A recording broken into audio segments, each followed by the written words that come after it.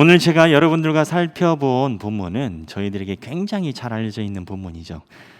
베드로가 예수님에 대해서 신앙 고백을 합니다. 살아계신 하나님의 아들이라는 고백을 합니다. 이 고백이 굉장한 의미를 가지고 있습니다.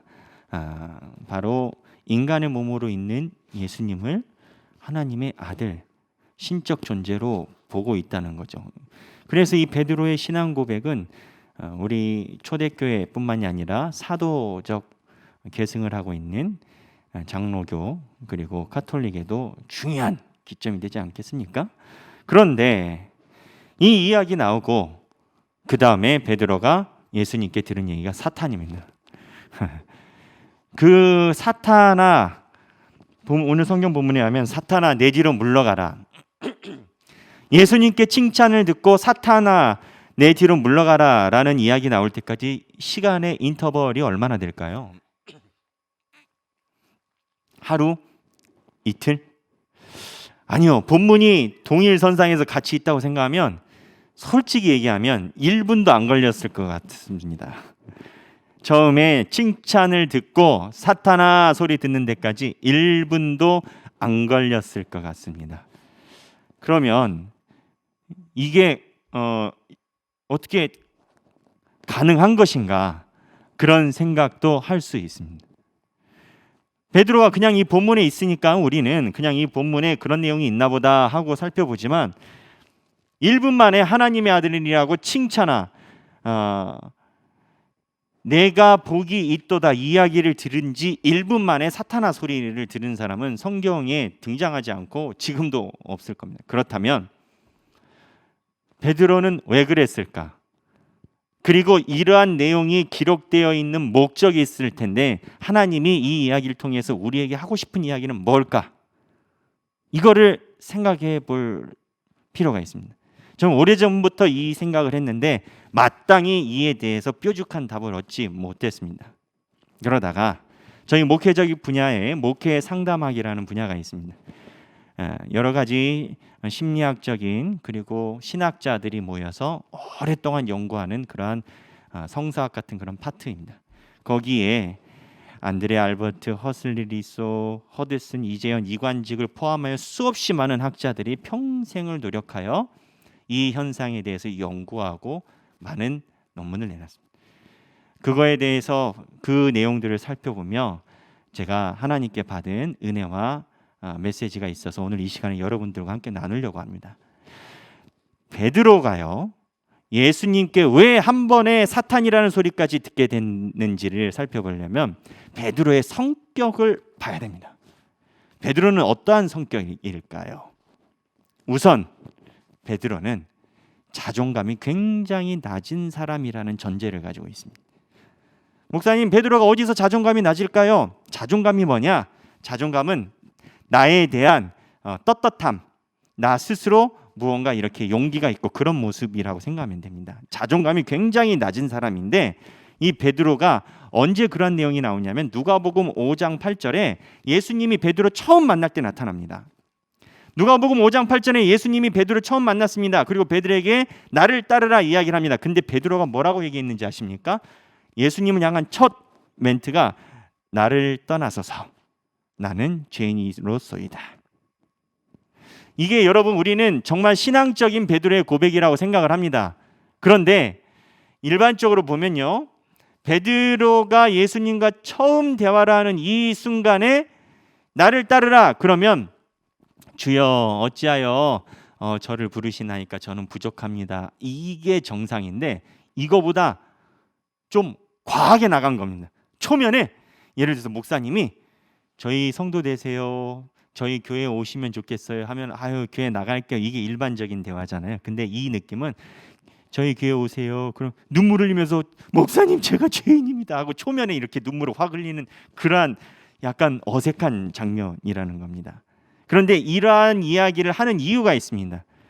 베드로가 살아나고 평생 동안 살면서 어부 생활을 한 그 지역이 갈릴리 지역인데 갈릴리 지역에 있는 사람들이 그 당시에 통칭적으로 문건이나 이런 거를 보면 아예 용어까지 나왔습니다. 갈릴리 컴플렉스라는 그러한 집단 극단 영향을 받고 있었다라고 추정을 합니다. 그게 뭐냐? 갈릴리 지역에 사는 사람들은요, 다른 지역에 있는 사람들보다 자기에 대한 자존감이 낮았다는 겁니다. 왜 낮았냐? 이 갈릴리 지역은요, 이스라엘 지역에서 외세의 침략을 엄청나게 많이 받은 그 땅입니다. 그러다 보니까 이 땅이 외세에 의해서 지배받던 기간이 길었고, 그러다 보니 외세에 의해서 강제적으로 이주 정책이 시행됐었고, 성경에 의하면 이주 정책이 시행될 때 강제적으로 이방 사람들과 결혼을 하게 된 역사를 가지고 있습니다. 이게 유대인들, 예루살렘 근처에 있는 정통 유대인들에게 손가락질 받는 일이었습니다. 왜 손가락질 받냐? 단일 민족, 단일 혈통인 유대인들끼리만 결혼하는 유대인들이 볼 때는 이방인들과 몸을 섞은 유대인들인 겁니다. 마치 느낌이 이런 겁니다. 우리나라 역사에 보면은 우리나라가 굉장히 힘이 약하여 외세에 의해서 우리나라 여성분들이 해외에 잡혀가신 역사가 제법 많이 있습니다. 가까운 것 말고 먼 것만 이야기를 하면, 우리나라에서 외세에 의해서 여성분들이 잡혀갔다가 귀향을 한 역사적인 흔적이 있는데, 그분들을 가리키는 원래 한문의 용어가 환양입니다. 근데 여기에다 사람들이 니은자를 붙였습니다. 환양, 니은 붙이면 좋은 말입니까? 나쁜 말입니까? 욕이었습니다. 한문으로 돌아온 사람이라는 환양이라고 썼을 뿐인데, 우리나라에서 역사적으로 기록을 봐도 그 당시에 귀향한 그 사람들이 무슨 죄가 있습니까? 나라가 힘이 없어가지고 잡혀서 갔다가 왔을 뿐인데, 더러운 중국 사람들과 몸을 섞고 왔다고 해서 환양, 니은 그렇게 된 겁니다. 우리나라의 역사에 있습니다. 그런 식으로 갈릴리 사람들이 유대인들에게 손가락질 받는. 그래서 이 갈릴리 지역에 있는 사람들은 가만히 있어도 다른 유대인들에 비하여 자신감이 낮아서 자존감이 낮았다는. 이 지역에 베드로가 가지고 있는 모습은 권력자나 그리고 다른 사람들에 대해서 극도로 자존감이 낮은 모습이라는 거예요. 이렇게 자존감이 낮은 사람들은요, 심리적으로 그 안에 생기는 욕구가 있답니다. 그게 뭐냐? 내가 낮은 자신감을 사람들에게 인정받고 싶은 거예요. 좋게 얘기하면 그럴 수 있죠. 내가 자존감이. 근데 인정받고 싶은 것을 다른 것으로 이야기를 하면 인정이 아니라 다른 사람들에게 신뢰받고 그 사람들에게 과한 동의를 받고 싶은 욕구가 생긴다. 실제적으로 이러한 현상이 한 사람 성격에 나타나기 시작하면 어떠한 성격이 나타나냐면, 학자들은 애니어그램 6번의 기질이라고 이야기를 하지만 우리가 그거를 이야기하는 게 중요하지 않고, 이러한 성격이 나타나는 사람이 어떠한 성향을 갖게 되냐면 두 가지의 극단적인 모습을 갖고 있다면, 첫 번째, 상대방에게 과한 신뢰를 받기 위해서 과하게 영웅이 된답니다. 내가 얘기한다고 과한 신뢰를 받기 위해서 극단적으로 영웅이 돼서 무언가를 가지고 외치고 부르짖지만, 사실은 그 배경에는 자기가 낮은 자존감이 있어서 사람들에게 격하게 인정을 받고 싶은 인간적인 마음이 있다라는 겁니다. 중요한 건 본인이 그거를 잘 모른다는 겁니다. 지금 베드로가 이야기하는 내용을 베드로 스스로가 알고 있었을까요? 그러지 않다라는 겁니다. 저희가 성경을 보는 것, 성경을 해석하는 것을 학문적으로 해석학이라고 합니다. 근데 이 해석학 중에 하나가 세계적으로 성서 해석학이 제일 발달됐어요. 왜냐하면 우린 성경을 연구를 하니까. 해석학 중에 하나가 글을 쓴 사람이 글을 쓴 것보다 글을 더 자세히 이해하는 해석학적 방법이 있습니다. 그게 뭐냐? 예를 들어서 백영기 목사가 글을 썼어요. 양림교회는 전통과 현대가 하나가 된 아름다운 교회다. 이렇게 글을 쓰면 일반적인 사람들은 그냥 그러고 읽고 끝나요. 그런데 저자보다 저자를 잘 아는 해석학을 주장하는 사람들은 백영기 목사님이 역사를 보니 호남에서 가장 오래 있는 교회에서 어머니 교회에서 목회를 했고, 그러다 보니 세대적으로 하나가 되는 예배를 기획을 하고 고민을 하여 이 문장을 썼구나.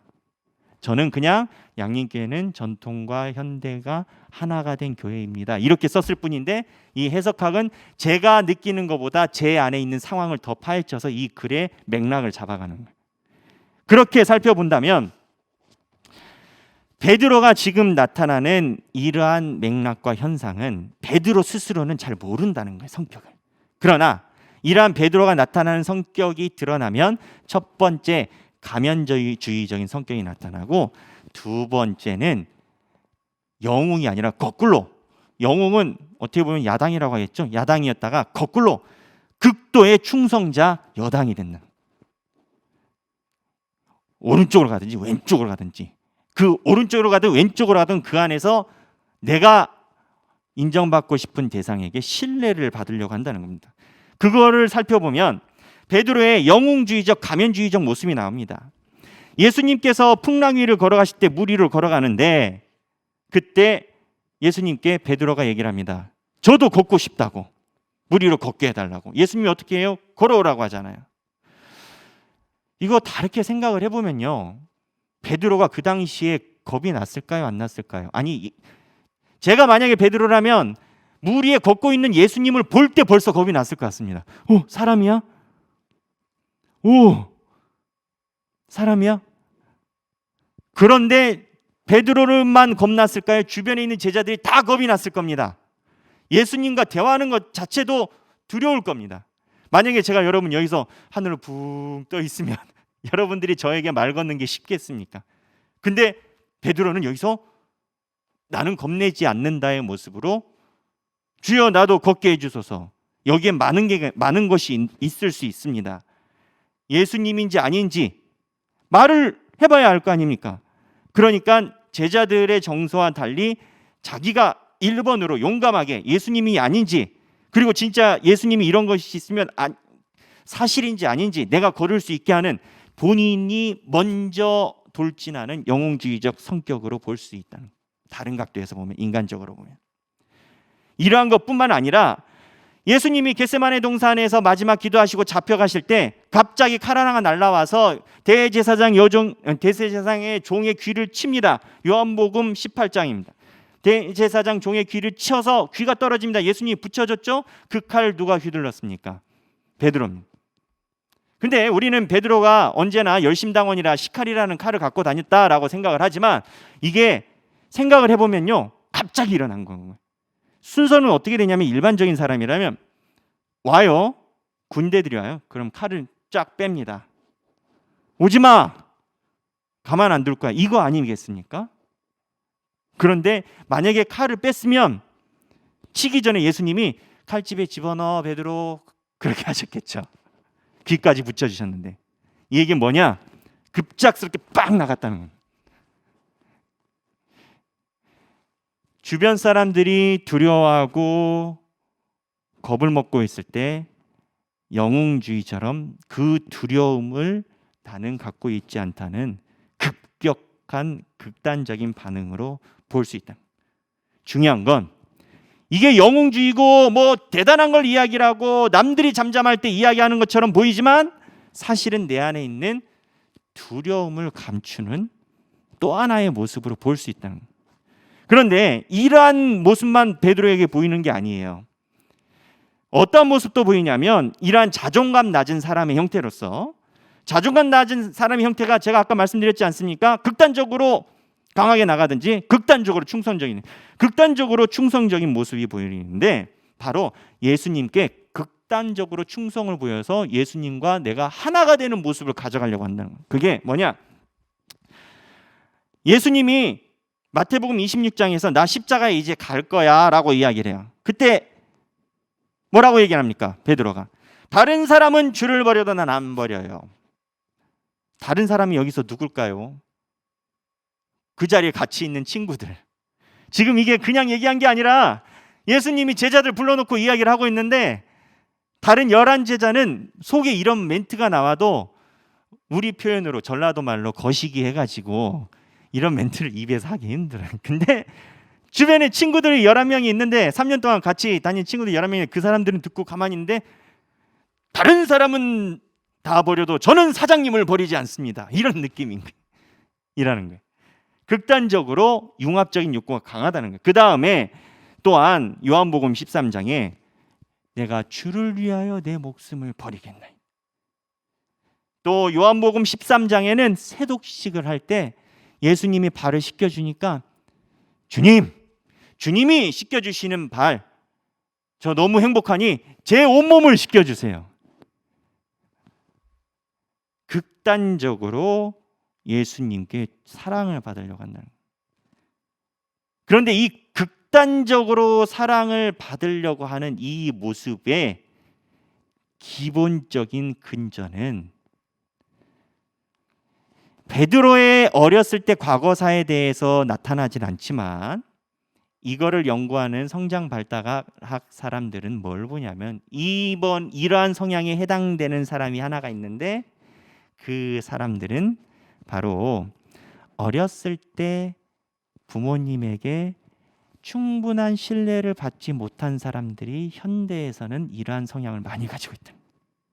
그러니까 베드로의 이러한 성향은 어렸을 때 부모님과 충분한 신뢰를 갖지 못한 사람이 부모님과 갖지 못한 충성과 신뢰관계를 유지할 수 있는 무언가 큰 뒷배경, 큰 사람에 대한 갈망이 큰데 그러한 사람이 나타날 땐 격하게 신뢰를 하든지 아니면 그 사람들에게 신뢰를 얻기 위해서 반대적으로 또는 찬동적으로 격하게 과한 영웅주의적 성격이 나타난다.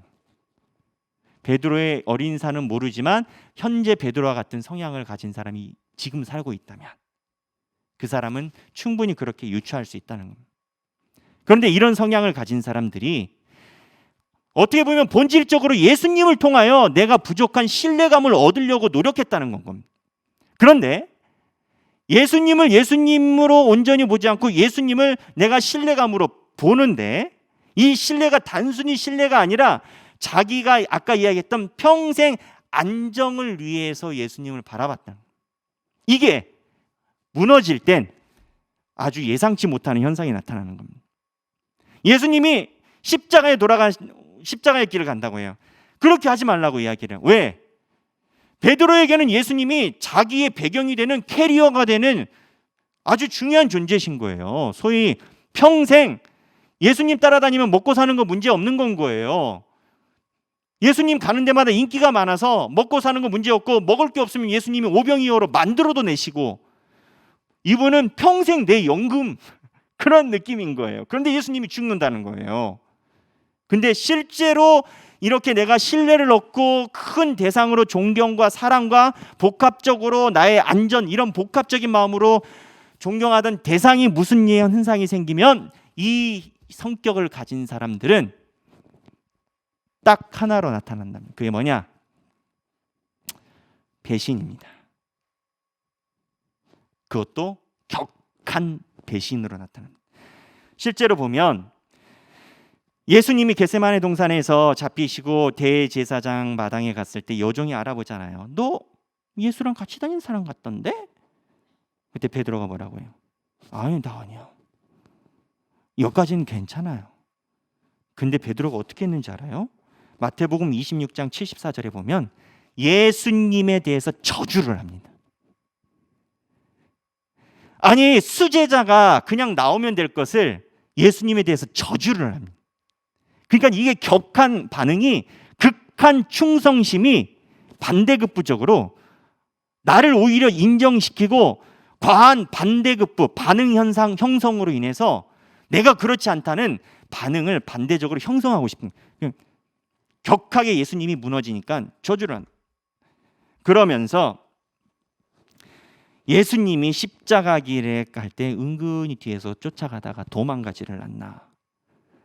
이러한 기본적인 자존감의 불안한 요소가 나중에는 바울과 같이 사역할 때 또 문제가 나타납니다. 유대인 기독교인들이 오니까 이방인들과 식사하다가 겁나가지고 뒤로 물러나서 바울이랑 한번 세게 부딪힙니다. 갈라디아서 2장에서.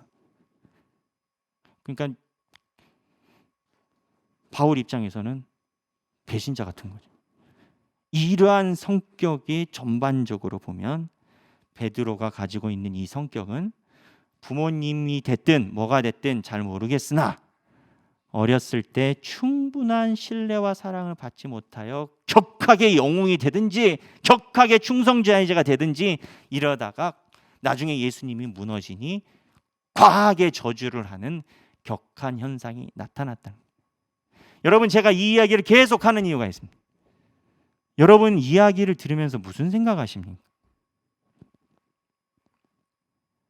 베드로가 이렇게 격한 신앙을 가진 이유는 오늘 본문에 보면 예수님이 그럽니다. 너는 하나님의 일을 생각하지 않고 사람의 일을 생각한다고. 그 사람의 일이 뭘까요? 그렇게 예수님을 믿는 겁니다. 사람의 일이 뭘까요?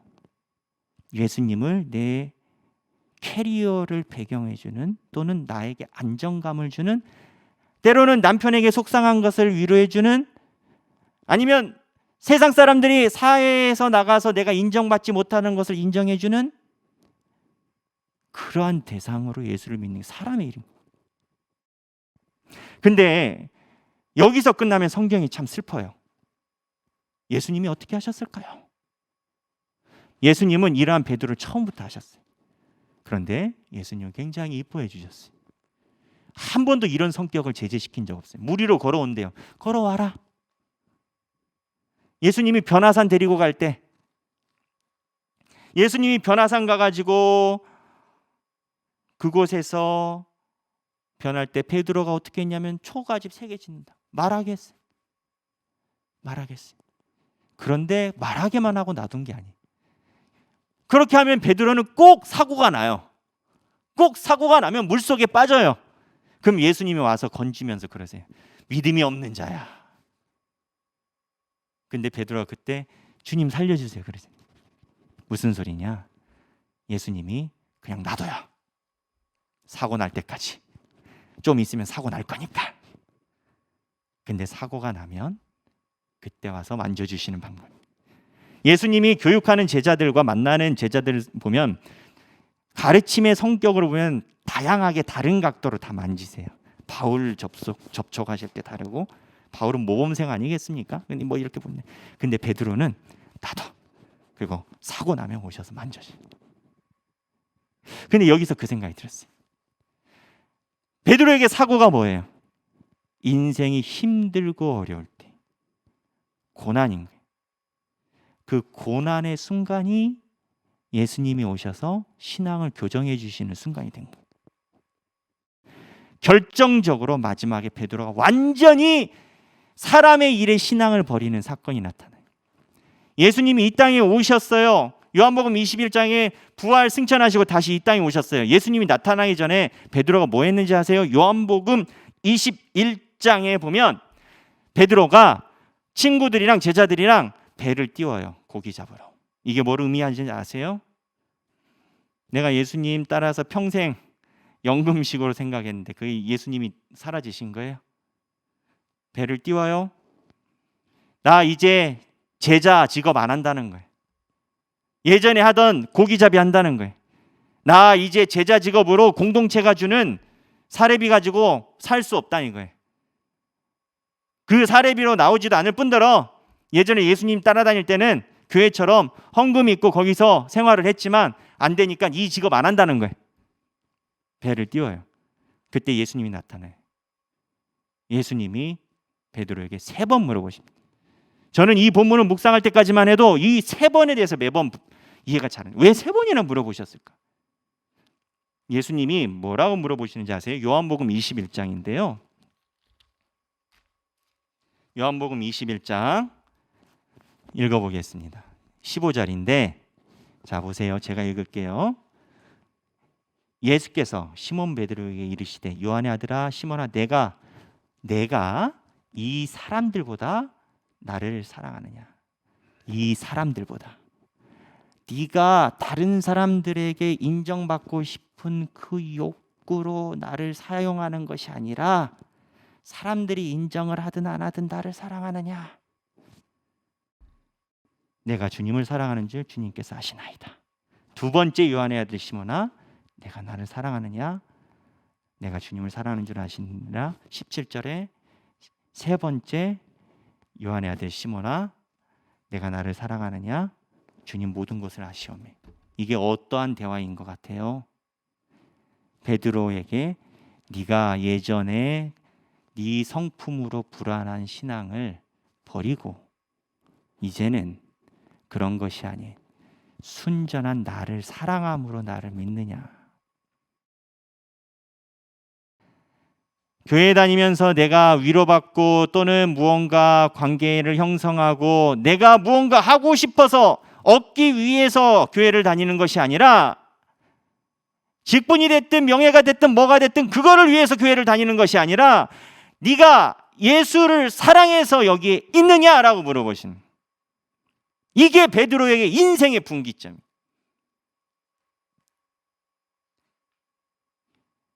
저는 이 본문을 묵상할 때 소름이 돋는 것 같았어요.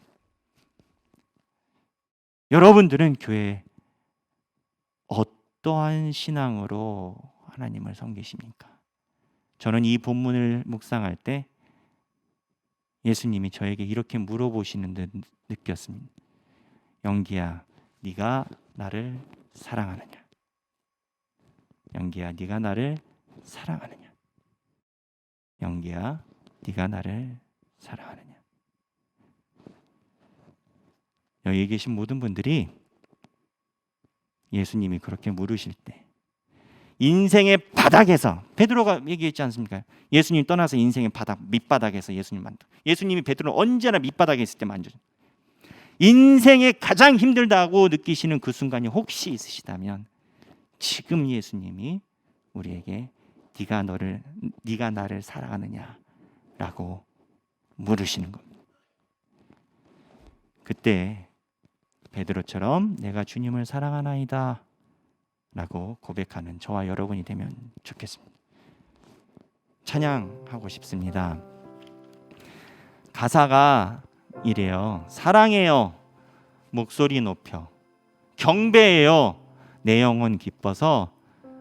오 주님, 나의 목소리 주님 귀에 곱게 곱게 들리게. 이건 그냥 예수님께 사랑한다는 그러한 찬양이에요. 가사가. 이 영어가 더 사실은 내용이 와닿거든요. 번안해서 이랬지만 내가 기쁨으로 나의 왕에게 당신 귀에 들리도록 정말 사랑하는 마음으로 주님을 사랑합니다 라고 고백하는 이 찬양이에요.